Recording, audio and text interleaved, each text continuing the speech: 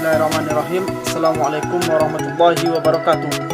Perkenalkan, nama saya Salma Al-Farisi, NIM 2030111130 dari kelas PGRI 3D. Baik, saya akan menerangkan materi tentang karakteristik anak berkebutuhan khusus. A. Karakteristik anak tunanetra. Beberapa karakteristik anak tunanetra adalah: 1. Segi fisik. Secara fisik, anak tunanetra nampak sekali adanya kelainan pada organ penglihatan atau mata, yang secara nyata dapat dibedakan dengan anak-anak normal pada umumnya. Hal ini terlihat dari aktivitas mobilitas dan respon motorik yang merupakan umpan balik dari stimuli visual. 2. Segi motorik. Hilangnya indera penglihatan sebenarnya tidak berpengaruh secara langsung terhadap keadaan motorik anak tunanetra, tapi dengan hilangnya pengalaman visual menyebabkan tunanetra kurang mampu melakukan orientasi lingkungan. 3. Perilaku. Kondisi tunanetra tidak secara langsung menimbulkan masalah atau penyimpangan perilaku pada diri anak. Meskipun demikian, hal tersebut berpengaruh pada perilakunya. Anak tunanetra sering menunjukkan perilaku stereotip. 4. Akademik. Secara umum, kemampuan akademik anak-anak tunanetra sama seperti anak-anak normal pada umumnya. Keadaan tunanetra berpengaruh pada perkembangan keterampilan akademis, khususnya dalam bidang membaca dan menulis. 5. Pribadi dan sosial.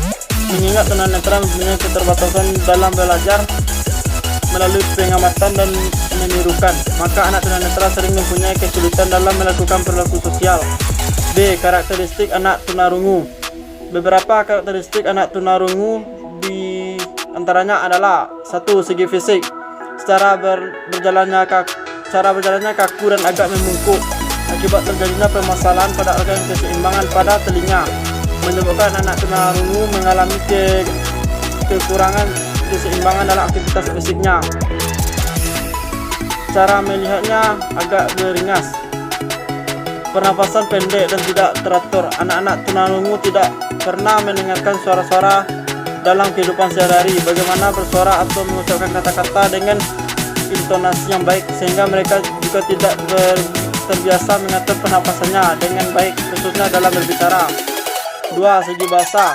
Miskin akan kosakata, sulit mengartikan kata-kata yang mengandung ungkapan atau idiomatik, serta bahasanya kurang teratur. 3. Intelektual. Kemampuan intelektualnya normal. Perkembangan akademiknya lamban akibat keterbatasan bahasa. 4. Sosial emosional. Sering merasa curiga dan tak wasangka, sering bersikap agresif. C. Karakteristik anak tunadaksa. Dengan karakteristik sebagai berikut: 1. Gangguan motorik. Gangguan motoriknya berupa kekakuan, kelumpuhan, gerakan-gerakan yang tidak dapat dikendalikan, gerakan ritmis, dan gangguan keseimbangan. Gangguan motorik ini meliputi motorik kasar dan motorik halus. 2. Gangguan sensorik. Pusat sensoris pada manusia terletak pada otak. Mengingat anak cerebral palsi adalah anak yang mengalami kelainan di otak, maka sering anak cerebral palsi disertai gangguan sensorik. Beberapa gangguan sensorik antara lain penglihatan, pendengaran, perabaan, penciuman, dan perasa. 3. Gangguan tingkat kecerdasan. Walaupun anak cerebral palsi disebabkan karena kelainan otaknya, tetapi keadaan kecerdasan anak cerebral palsi bervariasi. Tingkat kecerdasan anak cerebral palsi mulai dari tingkat yang paling rendah sampai biotek. 4. Kemampuan berbicara. Anak cerebral palsi mengalami gangguan bicara yang disebabkan oleh kelainan motorik atau otot bicara, terutama pada organ artikulasi seperti lidah, bibir, dan rahang bawah. Dan ada pula yang terjadi karena kurang dan tidak terjadi proses interaksi dengan lingkungan. 5. Emosi dan penyesuaian sosial. Respon dan sikap masyarakat terhadap kelainan pada anak cerebral palsi berpengaruh pembentukan pribadi anak secara umum. D. Karakteristik anak tunagrahita. Karakteristik anak tunagrahita secara umum menurut James Birkbeck Amin 1995 dirincikan dalam hal kecerdasan, sosial, fungsi mental, dorongan, dan emosi, kepribadian, serta organisme. Masing-masing hal itu sebagai aspek diantaranya tunagrahita dengan dijelaskan sebagai berikut. 1. Intelektual. Dalam pencapaian tingkat kecerdasan bagi tunagrahita selalu di bawah rata-rata dengan anak yang usia sama. Demikian juga perkembangan kecerdasan sangat terbatas. 2. Segi sosial. Dalam kemampuan bidang sosial juga mengalami kelambatan kalau dibandingkan dengan anak normal sebaya. Hal ini ditunjukkan dengan pergaulan mereka tidak dapat mengurus, memelihara, dan memimpin diri. 3. Ciri pada fungsi mental lainnya. Mereka mengalami kesukaran dalam memusatkan perhatian. Jangkauan penglihatannya sangat sempit dan cepat beralih sehingga kurang tangguh dalam menghadapi tugas. 4. Ciri dorongan dan emosi. Perkembangan dorongan emosi anak tunagrahita berbeda sesuai dengan tingkat ketunagrahitaannya masing-masing. 5. Ciri kemampuan dalam bahasa. Kemampuan bahasa sangat terbatas. Perbedaan kata terutama kata yang abstrak. 6. Ciri kemampuan dalam bidang akademis. Mereka sulit mencapai bidang akademis membaca dan kemampuan menghitung yang problematis, tetapi dapat dilatih dalam menghitung yang bersifat perhitungan. 7. Ciri kepribadian. Kepribadian anak tunagrahita dari berbagai penelitian oleh Leahy, Balla, dan Ziegler bahwa anak yang merasa retarded tidak percaya terhadap kemampuannya, tidak mampu mengontrol dan mengarahkan dirinya sehingga lebih banyak bergantung pada pihak luar. 8. Ciri kemampuan dan organisme. Kemampuan anak tunagrahita untuk mengorganisasikan keadaan dirinya sangat jelek, terutama pada tunagrahita.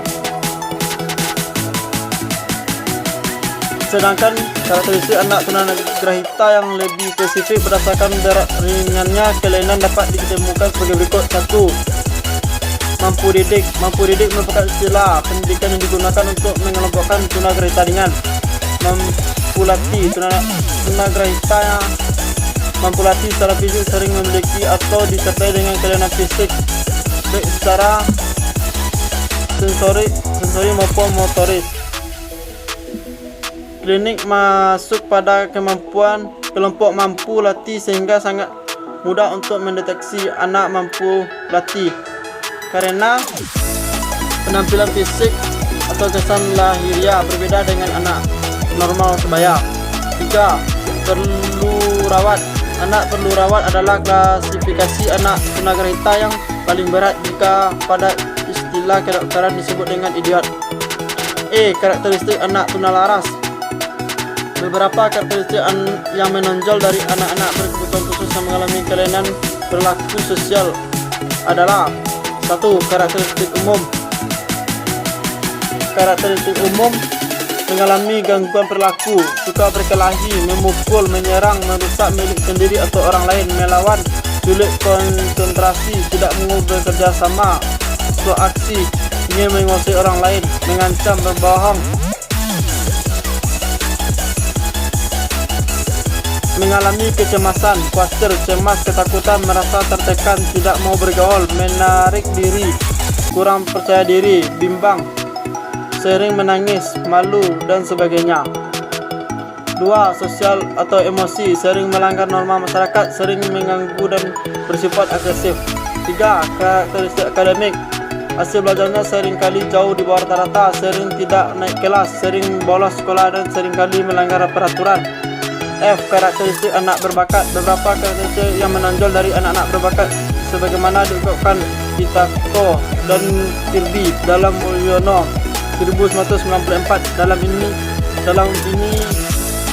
adalah sebagai berikut. 1. Karakteristik intelektual. Proses pembelajarannya sangat cerdas, tekun dan rasa ingin tahu yang besar, rajin membaca, memiliki perhatian yang lama dalam suatu bidang khusus, memiliki pemahaman yang sangat maju terhadap suatu, memiliki sifat kompetitif yang tinggi dalam suatu bidang akademik. 2. Karakteristik sosial emosional, mudah diterima teman-teman sebaya dan orang dewasa, melibatkan diri dalam berbagai kegiatan sosial dan memberikan sumbangan pemikiran yang konstruktif, kecenderungan sebagai pemisah dalam suatu pertengkaran, memiliki kepercayaan tentang persamaan derajat semua orang dan jujur. 3. Karakteristik fisik kesehatan, berpenampilan rapi dan menarik, kesehatannya berada lebih baik di atas rata-rata. Karakteristik anak berkesulitan belajar. Karakteristik yang dapat diamati adalah adanya kesenjangan atau frekuensi antara potensi anak dengan potensi akademik dan perkembangan yang dicapai. Kesenjangan ini minimal 2 level akademik atau 2 tahun perkembangan. Sekian penjelasan dari saya. Assalamualaikum warahmatullahi wabarakatuh.